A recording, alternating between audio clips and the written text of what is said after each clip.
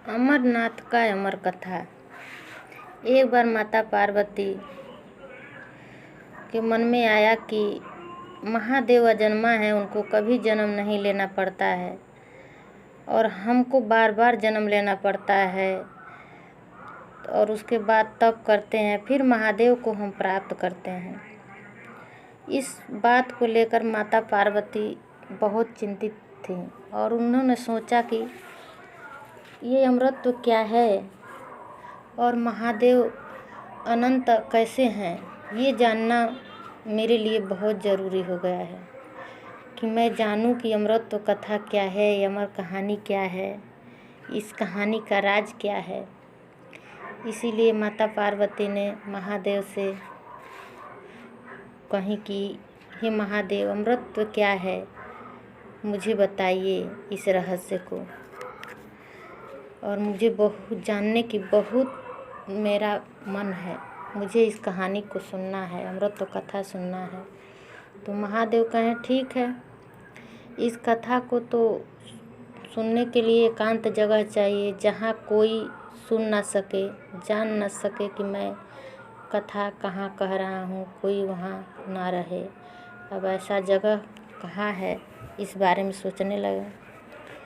तो अमरनाथ गुफा ऐसा जगह था जो वहाँ कोई नहीं था, रहता था, न कोई जाता था। तो शिव जी ने अमर कथा सुनाने के लिए माता जी को अमरनाथ की गुफा में ले गए और कथा के विधि प्रारंभ किए माता को सुनाने के लिए। माँ पार्वती भी कथा सुनने के लिए बैठ गईं और शिव जी कथा सुनाने लगे। कथा सुनाते सुनाते और सुनते सुनते माता को भी नींद आ गई और वो तो सो गई, और महादेव कथा सुनाते रहे और बीच बीच में गुटुरगु की आवाज़ भी आती रही।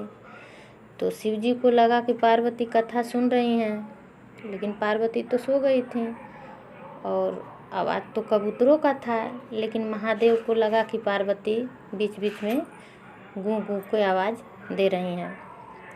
तो कथा सुनाते गए, पूरा कथा ख़त्म हो गया।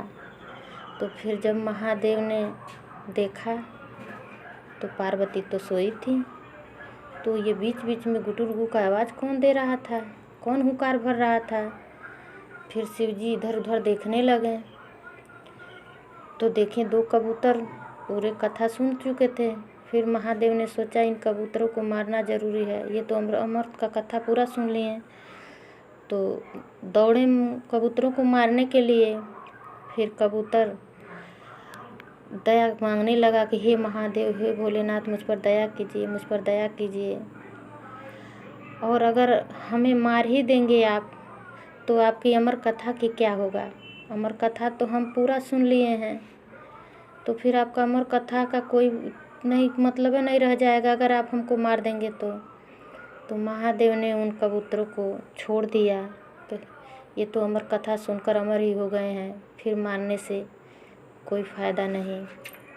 तो उन्होंने उन दो कबूतरों को वरदान दे दिया कि इस गुफा में शिव पार्वती के जोड़ा के रूप में हमेशा वहाँ रहेंगे, और जो भी भक्त आएगा उन दो कबूतरों को दर्शन मिल जाएगा तो उस भक्त का जन्म सफल हो जाएगा, आया हुआ यात्रा उसका उस मंदिर में सफल हो जाएगा जाने से।